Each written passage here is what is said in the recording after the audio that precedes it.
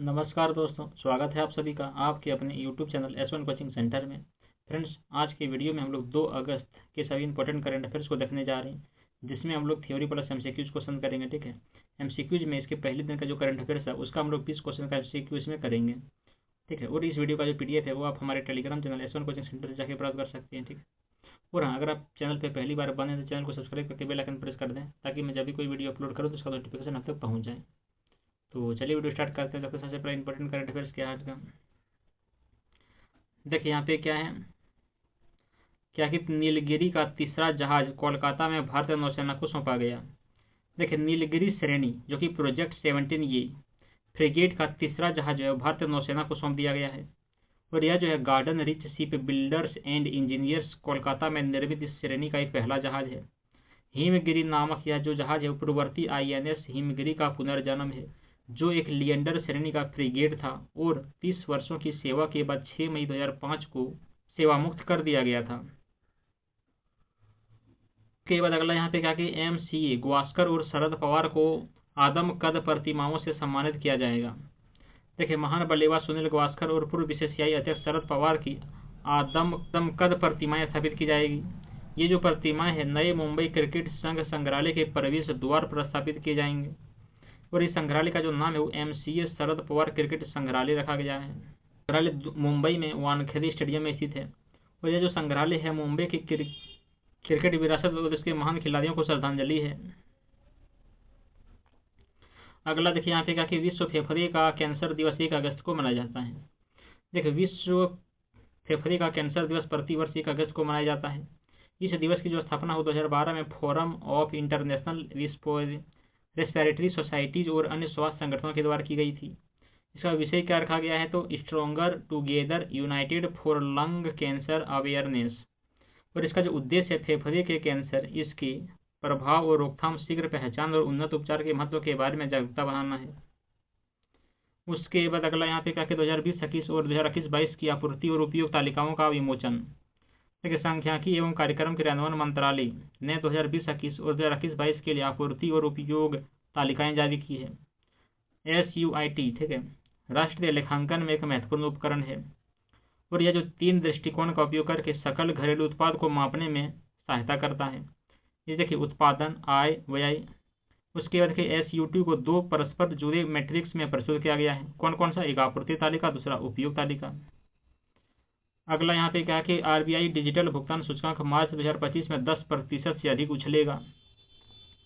देखिए, RBI digital भुगतान सूचकांक जो है मार्च 2025 में बढ़कर 493.22 हो गया है, जो सितंबर 2024 में 465.33 था। यह वृद्धि जो भुगतान अवसंरचना, आपूर्ति पक्ष और भुगतान प्रदर्शन में सुधार के कारण हुई है। RBI DPI 2021 में शुरू किया गया था और यह अर्धवार्षिक, ठीक है, जो कि वर्ष में 2 बार प्रकाशित होता है। और आधार अवधि मार्च 2018 है और सूचकांक 100 है इसमें। अगला यहाँ पे क्या कि स्किल इम्पैक्ट बॉन्ड जो लोगों को नौकरी और प्रशिक्षण दिला रहा है। देखिए, भारत का कौशल प्रभाव बॉन्ड जो है वो 2021 में लॉन्च किया गया था। यह देश का पहला विकास प्रभाव बॉन्ड है जो रोजगार पर केंद्रित है। राष्ट्रीय कौशल विकास निगम के माध्यम से कौशल विकास और उद्यमिता मंत्रालय के द्वारा समर्थित है। और इसका जो उद्देश्य है कमजोर पृष्ठभूमि के 50,000 युवाओं को रोजगार के लिए तैयार कौशल और रोजगार प्रदान करना है। उसके बाद यहाँ पे अगला क्या है कि केंद्र ने लाभांश दावों और KYC की सुविधा के लिए 100 दिवसीय अभियान शुरू किया है। देखिए, निवेशक शिक्षा एवं संरक्षण निधि प्राधिकरण ने 100 दिवसीय अभियान शुरू किया है। इस अभियान का जो शीर्षक है वो सक्षम निवेशक रखा गया है। अवधि देखिए 28 जुलाई से 6 नवंबर 2025 तक है। यह शेयर धारकों को सशक्त बनाने के लिए एक राष्ट्रीय जागरूकता अभियान भी है और यह कंपनियों के द्वारा आधारित अघोषित लाभांश पर केंद्रित है। यह शेयर धारकों को KYC अपडेट, नामांकन विवरण और लाभांश पुनः प्राप्ति के बारे में मार्गदर्शन प्रदान करता है। उसके बाद यहाँ पे क्या है कि UN महिलाओं द्वारा महिलाओं के लिए UN एजेंसी के 15 वर्ष। देखिए, संयुक्त राष्ट्र महिला 2025 में अपनी 15वीं वर्षगांठ मनाएगी। यह लैंगिक समानता और महिला सशक्तिकरण पर केंद्रित संयुक्त राष्ट्र की संस्था है और जुलाई 2010 में संयुक्त राष्ट्र महासभा के द्वारा स्थापित किए जाएंगे। जनवरी 2011 से कार्यरत है और महिलाओं की स्थिति पर संयुक्त राष्ट्र आयोग के सचिवालय के रूप में ये कार्य करता है। और संयुक्त राष्ट्र महिला कार्यकारी बोर्ड में 41 सदस्य देश भी हैं। अगला यहाँ पे क्या है कि पाकिस्तान सीमा के पास 4500 वर्ष पुरानी हड़प्पा सभ्यता के अवशेष मिले हैं। देखिए राजस्थान के जैसलमेर में रात दिया वी ढेरी में एक हड़प्पा स्थल की खोज की गई है और यह जैसलमेर जिले में सिंधु घाटी की पहली ज्ञात बस्ती है। और यह जो स्थल है पाकिस्तान में सादेवाला से 17 किलोमीटर उत्तर पश्चिम में स्थित है, जहाँ पहले हड़प्पा के अवशेष पाए गए थे। और यह जो खोज है उत्तरी राजस्थान और गुजरात के बीच पुरातात्विक खाई को पाटती है। अगला यहाँ पे देखा कि ट्रंप ने भारत से आयात पर 25% टैरिफ लगाया, साथ ही जुर्माना भी लगाया। देखिए हाल ही में अमेरिकी राष्ट्रपति ने भारत से होने वाले सभी आयातों पर 25% टैरिफ लगाने की घोषणा की है, जो 1 अगस्त 2025 से प्रभावी होगा। और इसके साथ ही भारत के द्वारा रूसी तेल व सैन्य उपकरणों की निरंतर खरीद पर एक अनिर्दिष्ट जुर्माना भी लगाया जाएगा। अमेरिकी वस्तुओं पर भारत का उच्च टैरिफ, जिसे अमेरिकी राष्ट्रपति ने दुनिया में सबसे अधिक बताया है। अमेरिका का भारत के साथ लगभग $40.8 बिलियन का व्यापार घाटा है। उसके बाद यहाँ पे अगला क्या है कि तमिलनाडु सरकार की योजना में स्टालिन के नाम के इस्तेमाल के खिलाफ याचिका। देखिए मद्रास उच्च न्यायालय ने एक याचिका पर सुनवाई करते हुए राज्य सरकार को किसी भी जीवित व्यक्ति के नाम पर कोई भी योजना शुरू करने या उसका नाम बदलने से रोकने की मांग की है।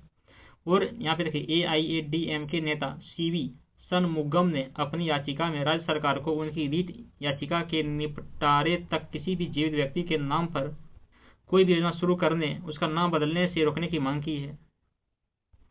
उसके बाद यहाँ पे क्या कि म्यांमार ने नई संघ सरकार के गठन की घोषणा किया है। देखिए म्यांमार की राष्ट्रीय रक्षा एवं सुरक्षा परिषद ने एक नई संघ सरकार और एक राज्य सुरक्षा एवं शांति आयोग का गठन किया है। और ये यू नेओ साव को नई संघ सरकार का प्रधानमंत्री नियुक्त किया गया है। वरिष्ठ जनरल मीन आंग ह्वाइंग राज्य सुरक्षा एवं शांति आयोग की अध्यक्षता करेंगे। और आम चुनावों के लिए आपातकालीन की स्थिति जो है समाप्त कर दी गई है यहाँ पे।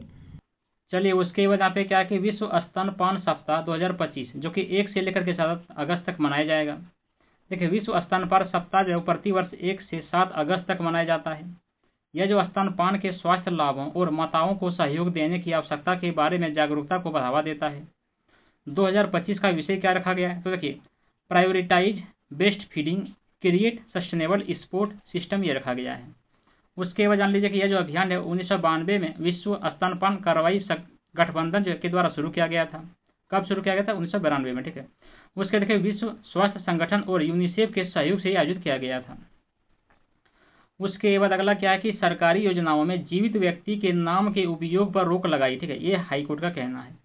देखिए मद्रास उच्च न्यायालय ने तमिलनाडु सरकार को निर्देश दे दिया है कि अलग अलग विज्ञापनों के माध्यम से कल्याणकारी योजनाओं की शुरुआत और संचालन करते समय किसी भी जीवित व्यक्ति का जो नाम है, किसी पूर्व मुख्यमंत्री, वैचारिक नेता की तस्वीर या पार्टी का चिन्ह, प्रतीक, झंडा ये सब शामिल ना किया जाए। और न्यायालय ने यह जो अंतरिम आदेश है वो AIADMK सांसद CV षणमुगम और अधिवक्ता इनियान के द्वारा दायर याचिका पर पारित किया गया। उसके बाद अगला यहाँ पे क्या है कि कानूनी सहायता प्रणालियों की क्षमता को बढ़ावा देना। देखिए भारत की लगभग 80% आबादी को सेवा प्रदान करने के लिए अनिवार्य होने के बावजूद भारत का जो कानूनी सहायता संरचना अभी भी अपर्याप्त और अपर्याप्त वित्त पोषित है। कानूनी सहायता कोई विशेष अधिकार नहीं है, यह एक संवैधानिक वादा है। और अनुच्छेद 21 जो सर्वोच्च न्यायालय ने जीवन के अधिकार की व्याख्या करते हुए इसमें कानूनी प्रतिनिधित्व और शीघ्र सुनवाई का अधिकार भी शामिल किया है। उसके बाद अगला यहाँ पे देखिए क्या कि उत्तर प्रदेश में गाय के गोबर से कपड़ा और बायोप्लास्टिक बनाने की तैयारी शुरू की। देखिए उत्तर प्रदेश सरकार ने एक नई पहल की शुरुआत किया है। इसका उद्देश्य क्या है? तो इसका उद्देश्य है कि आवारा पशुओं से जो प्राप्त गोबर है उसको टिकाऊ उत्पादों में बदल देना। और प्रतिदिन लगभग 54 लाख किलोग्राम गोबर उत्पन्न होता है इससे। उत्पादों में देखिए बायोप्लास्टिक, बायोपॉलीमर, बायोटेक्सटाइल, पर्यावरण अनुकूल वस्त्र और कागज, बायोगैस, कंपोस्ट और नैनो सेलुलोज शामिल है। उसके बाद यह जो पहल है वो हर गांव ऊर्जा केंद्र मॉडल पर समर्थन करती है। उसके बाद अगला यहाँ पे क्या कि खालिद जमील को सीनियर पुरुष राष्ट्रीय टीम का मुख्य कोच नियुक्त किया गया।